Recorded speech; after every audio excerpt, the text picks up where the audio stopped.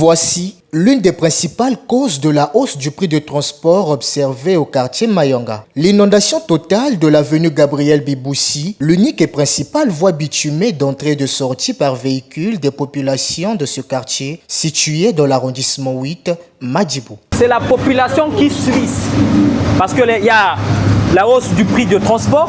Le transport qui devait être à 200, 150 des habitants de Mayanga pour total, là maintenant c'est 300, 400 parce que les bus n'arrivent plus.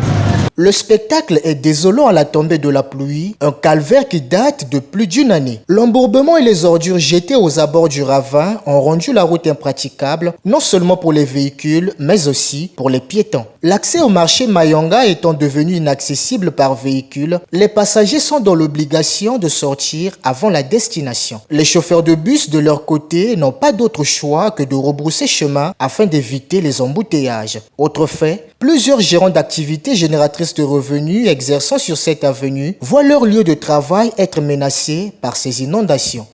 L'eau quittant de Ngampoko, mal orientée, arrive au niveau du goudron et on n'a même pas de canalisation au niveau du goudron pour ramener de l'eau. Et voilà, c'est cette eau qui est même la cause du ravin que vous avez vu de l'autre côté. Derrière moi, il y a un ravin. Ils ont barré.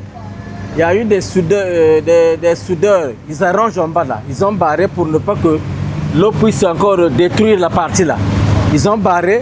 Quand il y a la pluie, l'eau reste maintenant ici. C'est pour cela que tu voyez que ici, tout est bousillé. C'est parce qu'ils ont arrêté là-bas, ils ont barré, il y a des travaux en bas là-bas. Le ravin, il y a des travaux en bas. Et les autorités compétentes sont arrivées pour éviter la dégradation du ravin, bloquer ce petit canal qui était là. Il fallait que l'eau se stagne sur le goudron. Or, le goudron ne se marie pas bien avec de l'eau. La dégradation de cette avenue est le fruit de ce ravin de grande ampleur qui progresse dangereusement vers la principale voie de sortie qui mène au centre-ville. Bien que les travaux de réhabilitation des voiries urbaines soient en cours dans d'autres arrondissements tels que Bakongo et Makelekele, aucune intervention d'envergure n'est signalée sur cette voie.